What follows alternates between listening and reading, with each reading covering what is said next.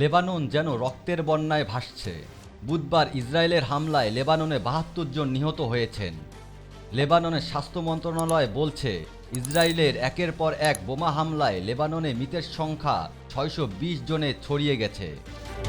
লেবাননের পররাষ্ট্রমন্ত্রী বলেছেন, লেবাননে ইসরায়েলের ব্যাপক বোমা হামলার কারণে প্রায় ৫ লাখ মানুষ এখন পর্যন্ত বাস্তুচ্যুত হয়েছেন। এদিকে ফ্রান্সের পররাষ্ট্রমন্ত্রী জাতিসংঘের নিরাপত্তা পরিষদকে বলেছেন যে তারা ইসরায়েল এবং হিজবুল্লাহর মধ্যে ২১ দিনের যুদ্ধবিরতির প্রস্তাবে মার্কিন যুক্তরাষ্ট্রের সাথে কাজ করছেন। এই ২১ দিনের যুদ্ধবিরতি লেবাননের অভ্যন্তরে এবং লেবানন ইসরায়েলের মধ্যে নীলরেখা বরাবর টানা হয়েছে, যাতে এই পদক্ষেপ ইসরায়েল লেবাননের মধ্যে যুদ্ধের অবসান ঘটাতে পারে। অপরদিকে ফিলিস্তিনি সাংবাদিক বিসান আওদা তার একটি প্রতিবেদনে বলেন, আমি বিসান গাজা থেকে বলছি এবং আমি এখনও বেঁচে আছি।